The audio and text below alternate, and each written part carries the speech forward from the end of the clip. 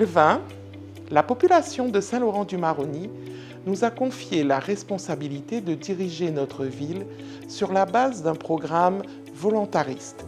Au bout de 3 ans, aujourd'hui, nous faisons le point. Nous faisons le point sur les priorités que nous avons faites et sur ce qui a été déjà réalisé. Sur la base de notre programme, nous avons mis en avant la jeunesse. Cette jeunesse qui est importante à Saint-Laurent-du-Maroni puisque 50% de la population a moins de 20 ans.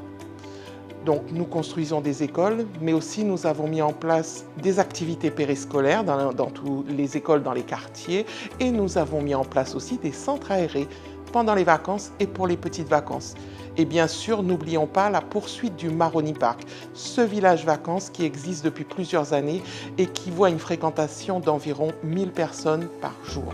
Pour permettre aux étudiants qui ne peuvent se déplacer, nous avons mis en place Kamalagouli Connect, c'est-à-dire à la fois une Digital Academy et un campus connecté pour que tous nos jeunes qui ne peuvent se déplacer puissent trouver une solution pour leur étude supérieure.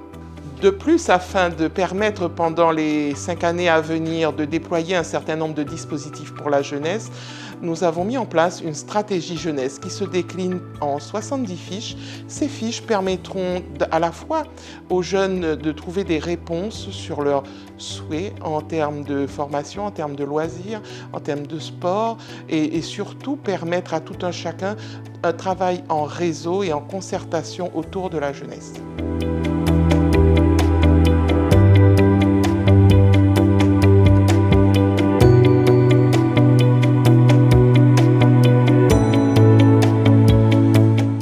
Il était aussi extrêmement important pour nous de poursuivre la préservation du patrimoine bâti parce que nous souhaitons inscrire la ville de Saint-Laurent-du-Maroni comme ville pénitentiaire au patrimoine immatériel de l'UNESCO.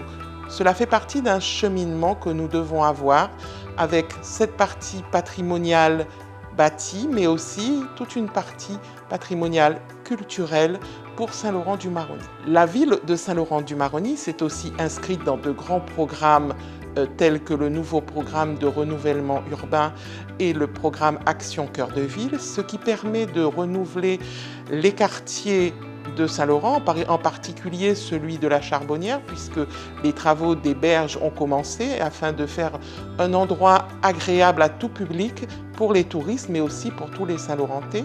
L'action menée dans le centre-ville auprès des commerçants vise dès à présent à remodeler les devantures de commerce de manière à ce que nous ayons un centre-ville beaucoup plus attractif. Le projet qui arrive tout de suite après, c'est la médiathèque qui se situera à l'emplacement de l'ancienne école Vémer.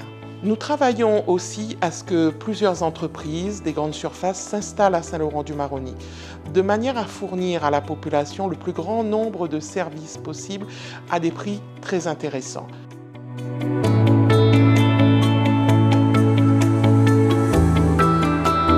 Le centre de supervision urbain, avec plus d'une vingtaine de caméras, sera mis en action avant la fin de l'année. Nous agissons pour la protection des Saint-Laurentais.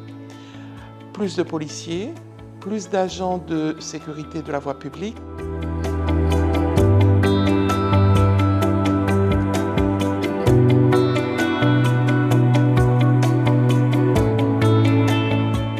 70% de notre programme a été réalisé et vous pouvez compter sur nous pour poursuivre notre action. Nous souhaitons aussi vous informer que nous mettons en place une application MyMairie, ce qui vous permettra de suivre notre action au plus près et aussi d'avoir les renseignements que vous souhaitez pour votre vie au quotidien avec notre commune, avec la ville de Saint-Laurent-du-Maroni.